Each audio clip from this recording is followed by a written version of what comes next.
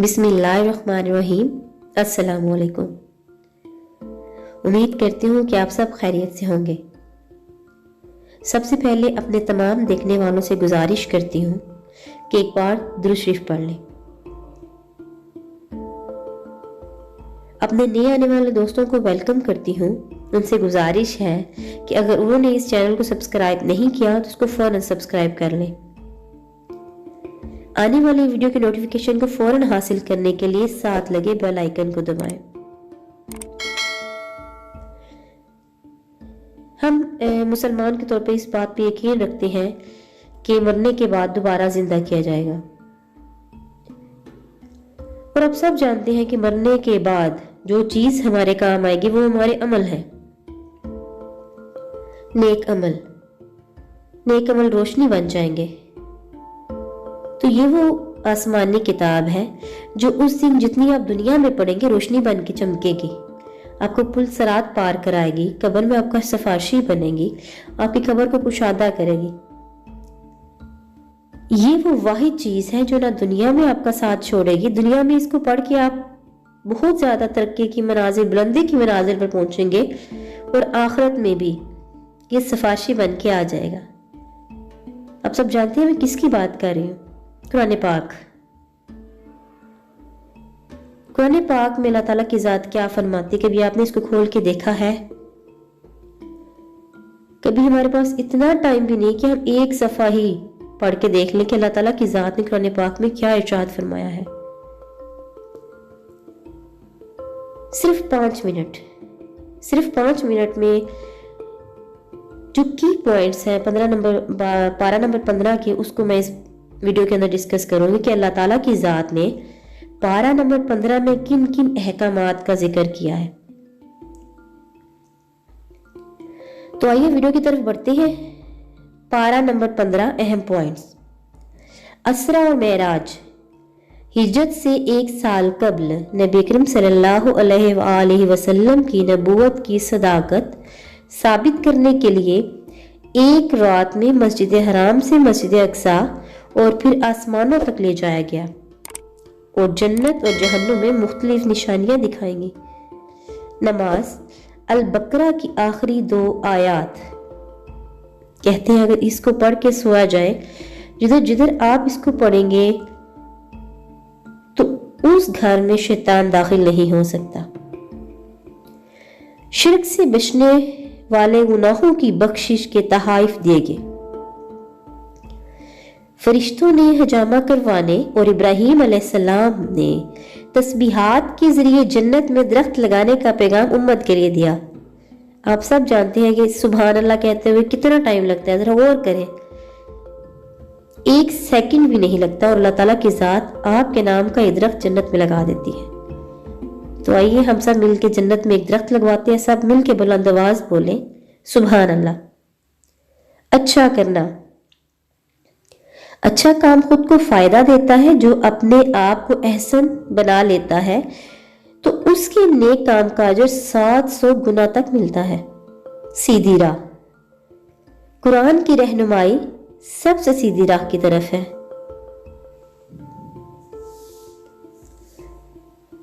नामा अमाल। कल नामा अमाल पढ़कर जो मुहासबा करना पड़ेगा वो आज कर लें तो हिसाब आसान होगा। मतलूब कोशिश। जन्नत के लिए इस दर्जे की कोशिश करनी होगी। एक के बाद एक नेक अमल करने से बड़े दर्जे और बड़ा फजल मिलेगा। इबादत। अल्लाह ताला के सिवा किसी की इबादत नहीं कर सकते। हुस्न सलूक। वालिदैन की खिदमत और इनसे नरम गुफ्तगू करना, मुस्तकिल दुआ करते रहना। अब वालिदैन के लिए कौन सी दुआएं, आइए सब मिल के बुलंद आवाज पढ़ते हैं। रब्बिरहमहुमा कमा रब्बयानी सगीरा। आमीन। अल्लाह ताला हम सब वालिदैन के हक में कबूल फरमाए। इसराफ। फजूल खर्ची से बचना कि ऐसा करने वाले शैतान के भाई हैं। खर्च का तरीका। हिकमत के साथ एतदाल से खर्च करना, इसराफ के साथ बुखल से बचना। ज़िना। नाजायज ताल्लुक, नाजायज जिस्मानी ताल्लुक। करीब भी नहीं भटकना कि बेहयाई और बुरा रास्ता है। आंख, کان اور دل کی صفائی سے ہی زنا سے بچاؤ ممکن ہے۔ تجسس نہ کرنا، جن باتوں کا علم نہیں ان کے پیچھے نہ پڑنا کہ کان اور آنکھ اور دل سے پوچھا جائے گا۔ بس بات الموت یقینی ہے، خواہ انسان پتھر یا لوہا بن جائے، مگر اللہ جس نے پہلی بار پیدا کیا تھا دوبارہ اٹھائے گا، یعنی موت کے بعد زندگی۔ عمدہ بات، شیطان کے اکسانے پر فساد کرنے والی باتیں نہ کرو، بلکہ لوگوں کے درمیان اچھی بات کرو، لوگوں میں لڑائی جھگڑا نہ کرواؤ۔ شیطان کی ہتھ کنڈے، کن کن ہتھ کنڈوں کو استعمال کر کے وہ گناہ کو ہمارے لیے بہت زیادہ حسین بن کر دکھاتا ہے، اور پھر ہم اس گناہ کو کر لیتے ہیں، اور پھر ہم کہتے ہیں کہ شیطان نے ہمیں ایسا کروایا ہے۔ میں آپ کو ایک بات بتا دوں، شیطان روز محشر مکر جائے گا، وہ کہے گا اس بندے نے خود کیا، میں نے اس کو نہیں کروایا۔ جو چیز آپ کے کام آئے گی وہ یہ قرآن ہے۔ اب بہت سے لوگ کہتے ہیں کہ نفس پہ کیسے قابو پایا جائے؟ نماز اور قرآن پاک کا دامن مضبوطی سے تھام لیں، اللہ تعالیٰ کی ذات سے یہ دعا کریں، یا اللہ ہمیں ایسا بنا دے جیسا تو چاہتا ہے، ہمارے آنکھ کان ہر جسم کا ہر حصہ وہ دیکھے جو تو پسند کرتا ہے۔ دعا پر یقین رکھے، اللہ تعالیٰ کی ذات دعا قبول کرتی ہے، کیونکہ شیطان آگے پیچھے دائیں بائیں سے تو آ سکتا ہے، اوپر نیچے سے نہیں آ سکتا۔